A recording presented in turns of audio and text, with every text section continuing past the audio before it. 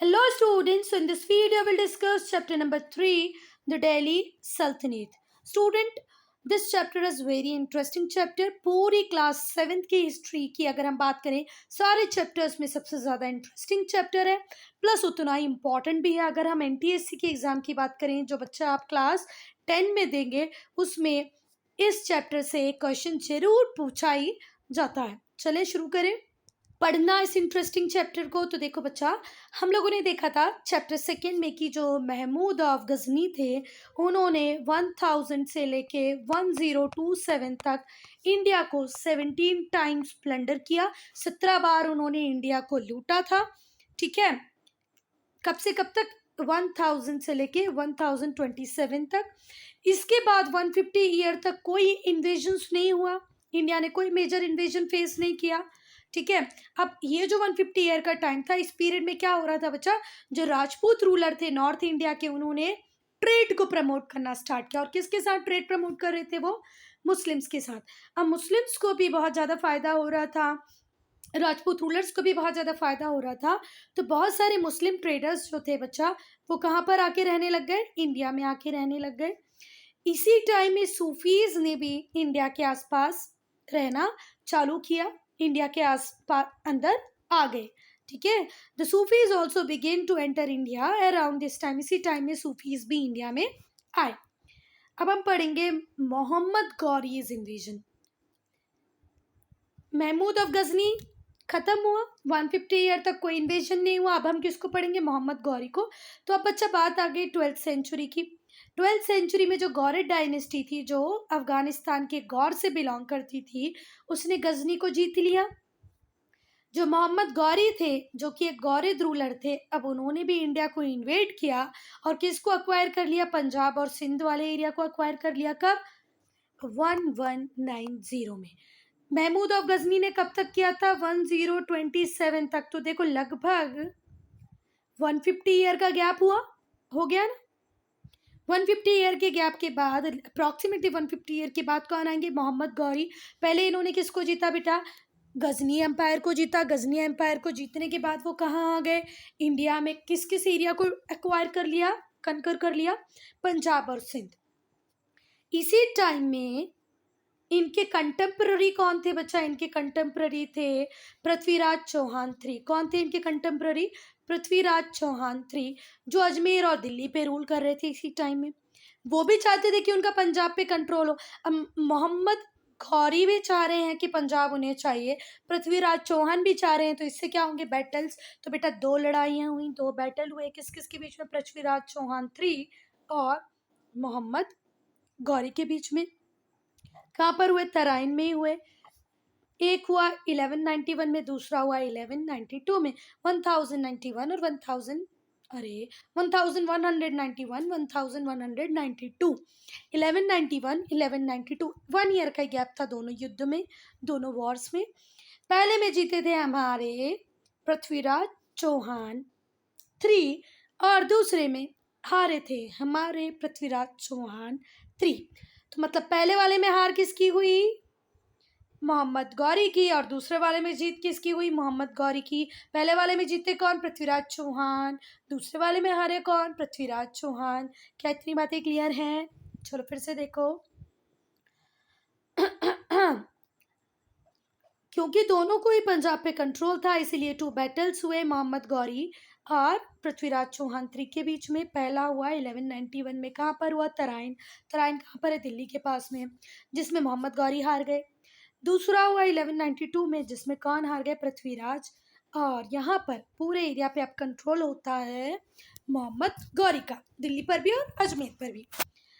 बच्चा after winning सम मोर territories, इसके अलावा दिल्ली और अजमेर के अलावा पंजाब सिंध के अलावा भी बहुत सारी और टेरिटरी भी जीती मोहम्मद गौरी ने, और डिसाइड किया कि मैं इंडिया छोड़ के जाऊंगा।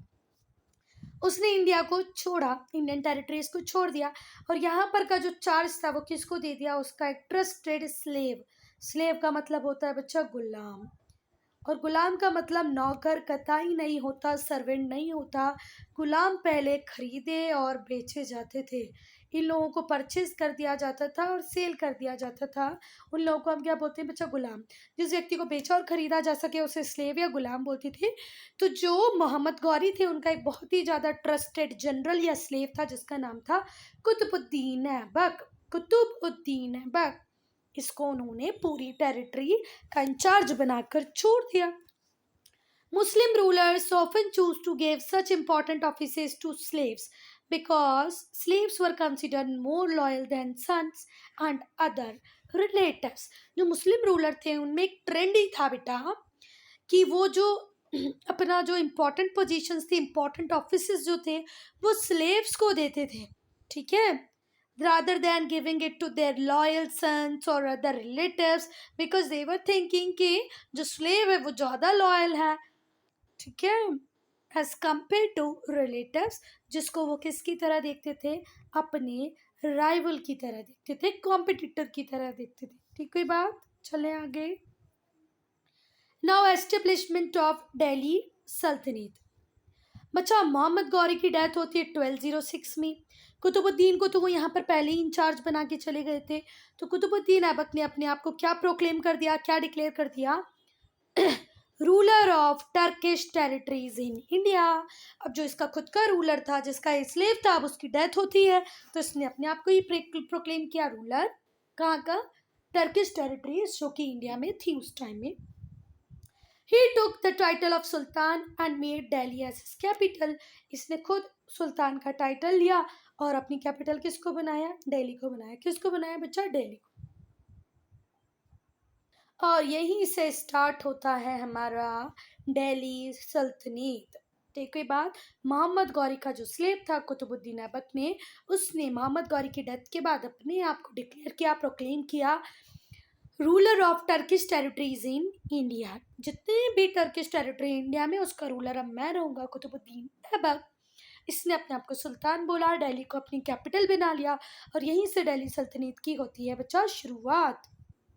बच्चा दिल्ली सल्तनत पे रूल करने वाली 5 डायनेस्टीज हुई। पहली थी स्लेव डायनेस्टी, उसके बाद खिलजी, फिर तुगलक एंड सैयद एंड लोधी। अब इसमें से जो शुरुआत की 3 डायनेस्टी हैं, स्लेव डायनेस्टी, खिलजी डायनेस्टी और तुगलक डायनेस्टी, ये टर्किश ओरिजिन की थी। ये लोग टर्क थे, तुर्क थे, ठीक है। और जो सैयद और लोधी डायनेस्टीज थी ये अफगान ओरिजिन की थी। आई बात समझ में? First 3 slave, Khilji, Tughlaq belongs from Turkish origin and Sayyid and Lodi dynasties belongs from Afghan origin. अब हम बात करेंगे बेटा दिल्ली द कैपिटल की। Delhi the capital, Delhi the capital, पहले इसको दिल्ली का बोला जाता था। ये बिल्ड की थी बच्चा, दिल्ली को बनाने का पूरा श्रेय, पूरा क्रेडिट जाता है तोमर्स को। कब बनाया इन्होंने? 736 में दिल्ली को बनाने का काम किया था तोमर्स ने। फिर विशाल देव एक चौहान रूलर थे, उन्होंने 12th सेंचुरी में दिल्ली को तोमर से जीत लिया। फिर से बात सुनो ध्यान से, Delhi was probably built by Tomars. Delhi को, प्रोबेबली का मतलब होता है शायद, ठीक है, दिल्ली को शायद बनाया तोमर्स ने। कब बनाया? 736 में। और इसको बाद में जीता विशाल देव ने। विशाल देव कौन थे? एक चौहान रूलर थे। कब जीता? 12th सेंचुरी में। किससे जीता? तोमर से। Under the Tomars and Chauhan, Delhi grew into very important administrative centre in northern India. मतलब जब तोमर रूल कर रहे थे, चौहान रूल कर रहे थे, तो दिल्ली एक इम्पॉर्टेंट एडमिनिस्ट्रेटिव की तरह ग्रू किया, बढ़ा। कहाँ पर? नॉर्थ इंडिया में। Because of Delhi is strategic location, Delhi की जो लोकेशन है बहुत स्ट्रेटेजिक है बेटा। बहुत सारे जो सुल्तान थे उन्होंने अपनी कैपिटल सिटी किसको ही बनाया? दिल्ली को ही बनाया। अगर पूरे नॉर्थ पे आपको नज़र रखनी है, रूल करना है, तो दिल्ली से बेटर कोई जगह नहीं हो सकती। सोर्सेज ऑफ इंफॉर्मेशन, अब हमें कहाँ से इंफॉर्मेशन मिलती है regarding Delhi? Sources of information देखेंगे तो बहुत सारे जो हिस्टोरियंस हैं उन्हें दिल्ली सल्तनत का पता चलता है archaeological and literary sources of material से। लिटरेरी सोर्सेज मतलब जो भी राइटिंग पार्ट है, भले वो मैन्यूस्क्रिप्ट है या तो इंस्क्रिप्शन है। आर्कियोलॉजिस्ट मतलब जितना भी मटेरियल होता है, टूम्स हैं, स्टोन्स हैं, पॉट्स हैं और जितने भी आर्टिफैक्ट हैं वो सारे, ठीक है, स्टेच्यूज। जो आर्कियोलॉजिकल सोर्सेज थे उनके अंदर आता है buildings, fort, tombs, places of worship, article such as weapon, tool, coin, cloth and ornament. तो बच्चा हिस्टोरियंस टू सोर्सेज के ऊपर रिलाई करते हैं कि आर्कियोलॉजिकल, दूसरा लिटरेरी। तो अगर हम दिल्ली सल्तनत की हिस्ट्री पढ़ते हैं तो हमने किस किस सोर्स को से इंफॉर्मेशन लिए? फोर्ट, किले, टूम्स मतलब मकबरा, प्लेसेस ऑफ वर्शिप, मॉस्क्यूज और temples, articles such as weapons, tools, coin, weapons मतलब हथियार, टूल्स, कॉइन्स मतलब वो पैसे, पैसे क्या, सिक्के, क्लॉथ्स एंड ऑर्नामेंट। जो लिटरेरी सोर्सेज हैं उनके में आएगा राइटिंग ऑफ ट्रेवलर्स, जितने भी फॉरेन ट्रेवलर्स, इंडियन ट्रेवलर्स, दूसरे स्टेट के ट्रेवलर्स, उनके रिकॉर्ड को, स्कॉलर्स के रिकॉर्ड को, और ऑफिस कोर्ट में बैठ के जो भी लिखा गया है हिस्टोरियंस ने, इन सबको लिटरेरी सोर्सेज मानकर इनकी पढ़ाई करके दिल्ली सल्तनत की हिस्ट्री को जाना। Being close to court, these authors wrote mainly about the life in urban administrative sources। पर बच्चा अगर हम लिटरेरी सोर्सेज की बात करें, क्योंकि ये कोर्ट में रहते थे, it means they basically wrote about what? Urban administrative centres. इनका रूरल लाइफ से कोई ज़्यादा लेना देना नहीं था, ठीक, कोई बात। अब जो इब्न बतूता का, इब्न बतूता रिहाल है, रिहाल,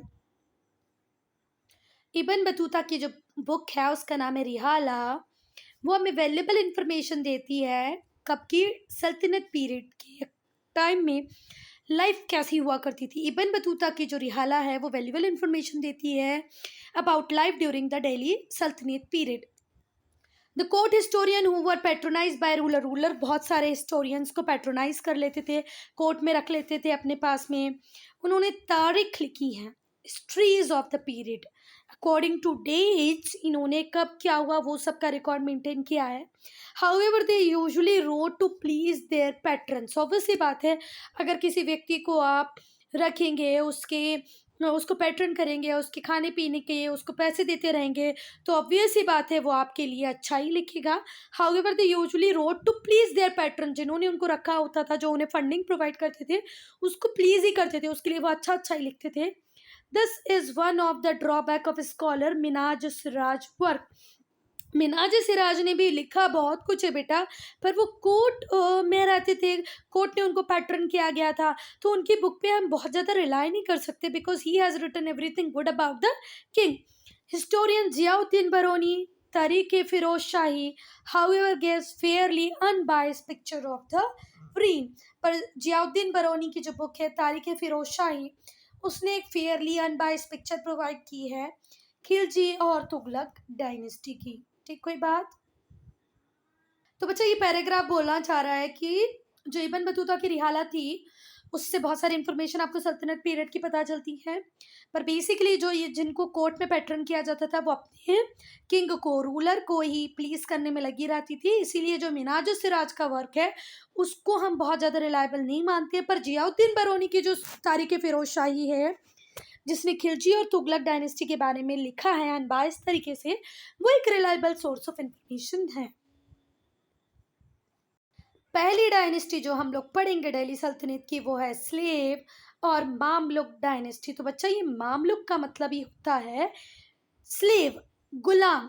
तो हम गुलाम वंश को पढ़ेंगे। मामलुक का मतलब ही क्या होता है? मामलुक का मतलब ही क्या होता है? स्लेव या सन ऑफ स्लेव। क्या होता है मामलुक का मतलब? स्लेव और सन ऑफ स्लेव, ठीक है बात। तो पहली डायनेस्टी है मामलुक डायनेस्टी, जो 1206 में स्टार्ट होती है, 1290 में ख़त्म होती है। कितने ईयर रूल किया इसने बच्चा? 84 ईयर रूल किया, 84 ईयर रूल किया, ठीक है बात। कुतुबुद्दीन ऐबक ओरिजिनली महमूद गौरी स्लेव, हम लोगों ने पहले ही पढ़ लिया कि कुतुबुद्दीन ऐबक कौन थे? मोहम्मद गौरी के स्लेव थे। Has the dynasty established by him is called slave और मामलुक डायनेस्टी। इसीलिए जो डायनेस्टी कुतुबुद्दीन ऐबक ने इस्टेब्लिश की उसे स्लेव या मामलुक डायनेस्टी कहते हैं, क्योंकि मामलुक का मतलब ही क्या होता है? स्लेव और son of slave. Qutbuddin Aibak सिर्फ और सिर्फ 4 ईयर रूल किए। कब से कब तक बच्चा? 1206 से 1210 तक। 1206 से 1210 तक सिर्फ 4 साल ही रूल किया कुतुबुद्दीन ऐबक ने। कुतुबुद्दीन ऐबक ने अपनी पोजीशन को बहुत ज़्यादा स्ट्रेंथन किया by giving generous to his subject and by entering into marriage alliance. इसने बहुत सारे मैरिज अलायंसेस बनाए, अपना जो सब्जेक्ट था उस पर बहुत ज़्यादा ध्यान दिया, अपने किंगडम के जो लोग थे उन पे बराबर ध्यान दिया और इस तरीके से अपनी पोजीशन को स्ट्रेंथन किया। ये बच्चा ये क्या है, ये रिमेन्स है red sandstone screen in front of Quwwatul Islam Masjid in Delhi. क्वातुल Islam मस्जिद कहाँ पर है बच्चा? दिल्ली में है। ये मस्जिद किसने बनाई थी? कुतुबुद्दीन ऐबक ने बनाई थी और फिर इसको बाद में एनलार्ज किया गया और बड़ा किया गया इसके सक्सेसर इल्तुतमिश और अलाउद्दीन खिलजी के द्वारा। ठीक कोई बात? तो बेटा ये ख्वातुल इस्लाम मस्जिद का नहीं, उसके सामने का इमेज है, ठीक है, उसके सामने जो रेड स्टोन से स्क्रीन बनाई गई थी। तो बच्चा दिल्ली की जो ओल्डेस्ट मस्जिद है जिसका नाम है ख्वातुल इस्लाम मॉस्क्यू, दिल्ली की जो ओल्डेस्ट मस्जिद या मॉस्क्यू, इंग्लिश में मॉस्क्यू, हिंदी में मस्जिद, उसका नाम है ख्वातुल इस्लाम मस्जिद। ये बनाई किसने थी बच्चा? कुतुबुद्दीन ऐबक ने बनाई थी। बाद में इसके ऊपर इसके आने वाली डायनेस्टी ने और काम किया। मस्जिद is a place of Islamic worship, हमें भी पता है मुस्लिम जहाँ पूजा करते हैं तो क्या बोलते हैं? मस्जिद। मस्जिद means a place where people prostrate lie face down, मुंह नीचे करके बैठते हैं, किसके लिए? वर्शिप में। मस्जिद मीन्स अ प्लेस, मस्जिद एक प्लेस है जहाँ पर पीपल प्रोस्ट्रेट करते हैं। प्रोस्ट्रेट का मतलब क्या होता है? मुंह नीचे करना, है ना? किसके लिए? वर्शिप के लिए, अपना सर झुकाना। किसके लिए सर झुकाएंगे? किसके लिए झुकाएंगे बच्चा? वर्शिप के लिए।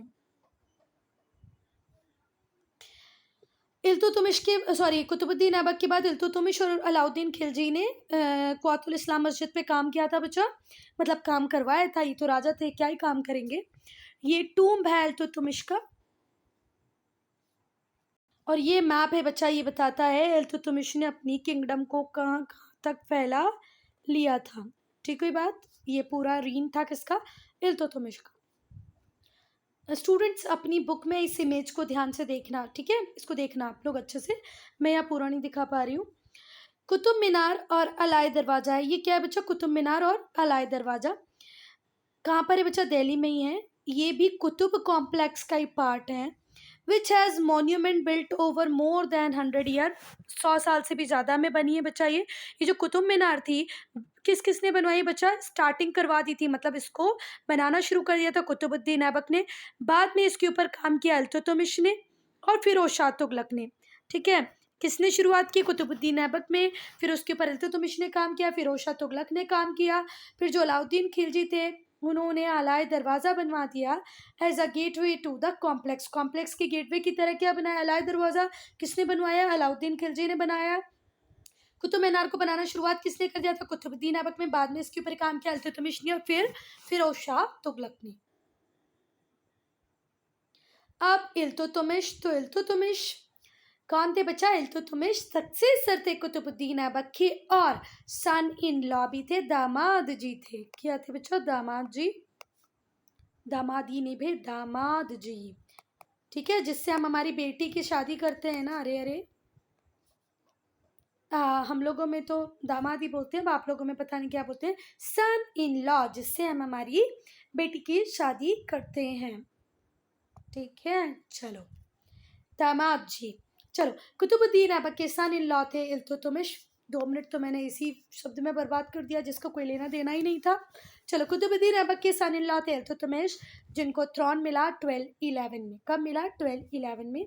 1211 में थ्रोन मिलके 36 तक इन्होंने रूल किया, तो 36 से हम 11 माइनस करते हैं तो बच्चा आता है 25। तो 25 ईयर तक रूल रहा हमारे इल्तुतमिश का। He recovered most of the territories that had broken away from Sultanate after Qutbuddin death in 1210। 1210 में जैसी कुतुबुद्दीन ऐबक की डेथ हुई बच्चा, बहुत सारी टेरिटरीज टूट के अपना अपना इंडिपेंडेंट किंगडम बन गई। तो इल्तुतमिश ने बोला नहीं भैया ऐसे कैसे, हमारे ससुर जी की टेरिटरी अब हमारे कंट्रोल में आ गई है, पापा इंडिपेंडेंट नहीं रहेंगे। चलो आ जाओ वापस। तो इसने फिर वो सारी टेरिटरीज को रिकवर किया, भले ही वो वॉरफेयर के थ्रू किया हो या किसी और अलायंस से किया, पर वो सारी टेरिटरीज जो कुतुबुद्दीन ऐबक के टाइम में थी वो वापस से इसने इल्तुतमिश ने ले ली। इल्तुतमिश के बाद आएगा रजिया सुल्तान। रजिया सुल्तान भी सिर्फ 4 ईयर रूल कर पाई। कितने ईयर बच्चा? 4 ईयर। कुतुबुद्दीन ऐबक भी 4 ईयर, रजिया सुल्तान भी 4 year, Iltutmish 25 year. Shortly after Iltutmish death, Iltutmish की जब डेथ हो गई बच्चा, तो उसकी इल्तुतमिश के डेथ के बाद उनकी एक बहुत ही लायक एबल लड़की थी जिसका नाम था रजिया, उसने थ्रोन असेंड किया। जो स्कॉलर थे मिनाजुस सिराज, वो एक्नॉलेज करते हैं कि भैया रजिया में कैपेबिलिटी तो थी, बिल्कुल एबल थी वो रूलर बनने के लिए, पर उन्होंने ये लिखा है, he also wrote that her abilities were useless, उसकी एबिलिटीज तो बिल्कुल यूजलेस हैं क्योंकि वो एक औरत है, वीमेन है, as raising a women to the throne was against law. भैया नियम कानून ही इसकी गवाही नहीं देते, कोई स्वीकार ही नहीं करेगा वीमेन रूलर को, तो उसकी जितनी भी एबिलिटीज हैं, कैपेबिलिटीज हैं, वो तो यूजलेस हैं, because nobody is accepting whom Razia as a ruler. क्योंकि कस्टम्स में तो ऐसा है ही नहीं ना कि कोई फीमेल एक रूलर बन जाएगी। रजिया ने बहुत सारी डिफ़िकल्टीज़ को फेस किया क्योंकि वो वीमेन थी, जो जो नॉवेल्स थे वो उसको पहले ही पसंद नहीं करते थे। अच्छा, इसने एक काम और किया कि इसने फेवर दिया नॉन टर्किश नॉवेल्स को। अपने टाइम में जब ये देखती थी कि टर्किश जो नॉवल थे वो हावी हो रहे हैं, है ना, वो अपने हिसाब से किंगडम को रन करना चाह रहे हैं, तो इसने इंपॉर्टेंस देना चालू कर दिया नॉन टर्किश नॉवेल्स को। और ये बात टर्किश नॉवल को बिल्कुल पसंद नहीं आई। उन्होंने एक पूरी प्लॉटिंग की, पूरा साजिश की इसके खिलाफ और इसका मर्डर करवा दिया 1240 में। तो सिर्फ 4 ईयर ही रूल कर पाई हमारी रजिया सुल्तान। फिर 40 से जो 66 तक का टाइम रहा वो बहुत ही कियोस भरा रहा बच्चों। कभी ये रूलर कभी वो रूलर, कोई एबल रूलर मिला ही नहीं। उसके बाद आए हमारे Ghiyasuddin Balban. After several weak ruler, बहुत सारे कमजोर राजाओं के बाद आए हमारे घियासुद्दीन बलबन। एक पावरफुल नॉवल थे वो, सुल्तान बड़े 1266 तक, मतलब 26 ईयर तो केओस रहा पूरे दिल्ली सल्तनत में। कभी ये रूलर आ रहा है, कभी वो रूलर जा रहा है। उसके बाद आ गया घियासुद्दीन बलबन 66 से 87, मतलब कितने ईयर रूल किया है, फिर से माइनस करेंगे हम 87 से 66, यहाँ पर आता है 7 में से 6 गए 1, यहाँ पर आता है 2, 21 ईयर का रूल रहा हमारे घियासुद्दीन बलबन का। ठीक, कोई बात। He continued Iltutmish policy of suppressing revolts and strengthening the Sultanate hold over its territories। ने इल्तुतमिश की पॉलिसीज को ये अडॉप्ट किया। जैसे इल्तुतमिश ने पूरे रिवोल्ट को सप्रेस किया था और अपनी पोजीशन को स्ट्रेंथन किया था, same policy adopted by Ghiyasuddin Balban. इसने इसका भी अपनी टेरिटरीज पे बिल्कुल प्रॉपर होल्ड था। बलबन की डेथ होती है 87 में। इसका जो ग्रैंडसन होता है, the later ruler of slave dynasty was murdered in 1290। ठीक, कोई बात। तो बलबन की डेथ होती है 1290 में। इसका जो ग्रैंडसन होता है, जो लास्ट रूलर बनता है इस डायनेस्टी का या पूरी के पूरी स्लेव डायनेस्टी का, उसका मर्डर हो जाता है 1290 में, मतलब वो भी बेचारा सिर्फ 3 ईयर ही रूल कर पाया। तो यहाँ पर बच्चा इस डायनेस्टी का होता है एंड। अब आती है स्लेव डायनेस्टी के बाद आती है खिलजी डायनेस्टी। कौन सी dynasty? Khilji dynasty. Jalaluddin Firoz establish the Khilji dynasty in 1290। Khilji dynasty को किसने एस्टेब्लिश किया बच्चा? जलालुद्दीन फिरोज। किसने? जलालुद्दीन फिरोज ने किस डायनेस्टी को एस्टेब्लिश किया? खिलजी डायनेस्टी को। The most important ruler of Khilji dynasty was Alauddin Khilji. ठीक है बच्चा, तो एस्टेब्लिश करने वाले कौन थे? जलालुद्दीन। इम्पॉर्टेंट रूलर कौन था? अलाउद्दीन। 1290 से 3020 तक रूल किया। तो अप्रॉक्सीमेटली क्या 30 ईयर रूल किया। 1290 से 1300 तक का 10 और ये 20, कितना ईयर रूल किया? 30 ईयर। खिलजी डायनेस्टी कितना ईयर रूल की? 1290 से 1320, 30 ईयर का रूल रहा हमारी खिलजी डायनेस्टी का, जिसको एस्टेब्लिश किया था जलालुद्दीन फिरोज शाह ने। जलालुद्दीन फिरोज ने, शाह नहीं बेटा, जलालुद्दीन फिरोज से। और इम्पोर्टेंट जो रूलर था वो था अलाउद्दीन खिलजी। शाह मुंह से फालतू ही निकल रहा है ना। जलालुद्दीन बनाने वाले इंपॉर्टेंट रूलर अलाउद्दीन। अब अगर हम अलाउद्दीन खिलजी की बात करें तो इन्होंने रूल किया 1296 से 1316 तक। 1296 से 1316 20 ईयर का रूल रहा हमारे अलाउद्दीन खिलजी का। अलाउद्दीन ने एस्टेब्लिश किया बहुत बड़ा एम्पायर। इसने गुजरात जीता, पोर्ट की, ओवरसीज ट्रेड की इसको एक्सेस मिल गई। अलाउद्दीन ने मालवा को कनकर कर लिया और राजस्थान के कुछ पार्ट को भी जीत लिया। कुछ अगर लीजेंड्स की बात अगर हम करें, ही अटैक्ड चित्तौड़, उसने चित्तौड़ पे भी अटैक किया जो कि मेवाड़ का कैपिटल था उस टाइम। तो अलाउद्दीन खिलजी ने देखो एक बहुत बड़ा एम्पायर को बनाया बचा। उसने गुजरात को जीता, गुजरात को जीतते ही उसे पोर्ट और ओवरसीज ट्रेड का एक्सेस मिल गया। अलाउद्दीन ने फिर मालवा जीता, राजस्थान के कुछ पार्ट को जीत लिया। कुछ लीजेंड्स का कहना यह है कि उसने चित्तौड़ पर भी अटैक किया जो कि मेवाड़ की कैपिटल थी। इन राजस्थान टू कैप्चर पद्मिनी, पद्मिनी को कैप्चर करने के लिए उसने राजस्थान के मेवाड़ पर भी अटैक किया, मेवाड़ की कैपिटल चित्तौड़ पे भी अटैक किया। The beautiful queen of Mewar's ruler Ratan Singh, Ratan Singh की बहुत ही सुंदर सी वाइफ थी पद्मिनी, जिनको जीतने के लिए, जिनको कैप्चर करने के लिए उसने मेवाड़ की कैपिटल चित्तौड़ पर भी अटैक किया। अलाउद्दीन ने अपने जो मिलिट्री कमांडर्स थे, जिन मिलिट्री कमांडर था जिसका नाम था मलिक काफूर, उसे जो रिच किंगडम थी डेक्कन की उसके ऊपर कंट्रोल करने के लिए भेजा। जो यादव थे देवगिरी के, जो ककाटिया थे वरंगल के, होयसाल थे द्वार समुद्र के और पांड्या थे मदुरई के, उन्होंने अलाउद्दीन की ओवरलॉर्डशिप को एक्सेप्ट कर लिया। मलिक काफूर को भेजा कि जाओ डेक्कन जीतो। डेक्कन में किस किस ने उसके आधिपत्य को स्वीकार कर लिया? देवगिरी के यादव, वरंगल के ककाटिया और द्वार समुद्र के होयसाल ने। इन्होंने बोला ठीक है, इनके साथ पांड्यास भी थे, मदुरई के, सब ने बोला okay we are accepting the lordship of Alauddin Khilji. चलो, किसी भी किंग के आधिपत्य को एक्सेप्ट कर लेना मतलब क्या? लॉर्डशिप को एक्सेप्ट कर लेना उनकी। For a brief period Alauddin ruled almost whole of India, एक बहुत बड़े एम्पायर मतलब इंडिया को उसने रूल किया। किसकी हेल्प, किसके साथ में लेकर या किसकी हेल्प से? मलिक काफूर की, vice regent deputy of Alauddin Khilji. So student, I'm ending this video here only. We'll start next video with Tughlaq dynasty. If you have any doubt, any problem, any suggestion, do write in comment section.